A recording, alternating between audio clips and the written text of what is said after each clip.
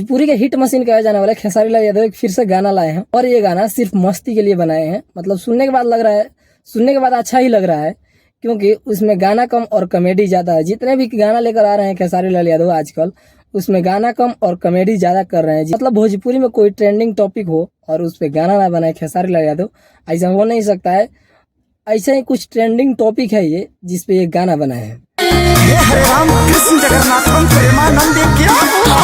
ऐसा ही आज से कुछ दिन पहले एक गाना लाए थे जिसका नाम था टेंगे टेंगे, और वो भी वायरल हुआ था। गाना बहुत ही ज्यादा वायरल हुआ था, लेकिन उस पर भी विवाद हुआ था कि हाँ ये गाना चोरी का है। बहुत लोगों को इल्जाम था कि ये गाना यहाँ से लिया गया, यहाँ से लिया गया है, और उसमें नाम भी रखा गया था महावीर वाला, तो बहुत लोगों को बुरा भी लगा था।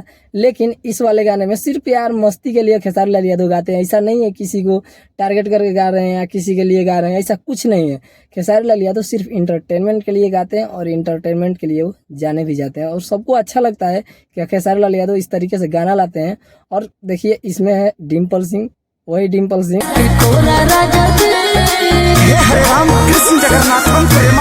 जिनको पवन सिंह नजाई साली बोलते हैं, वही है डिम्पल सिंह। इसमें काम कर रही है इस वीडियो में, वही डिम्पल सिंह है।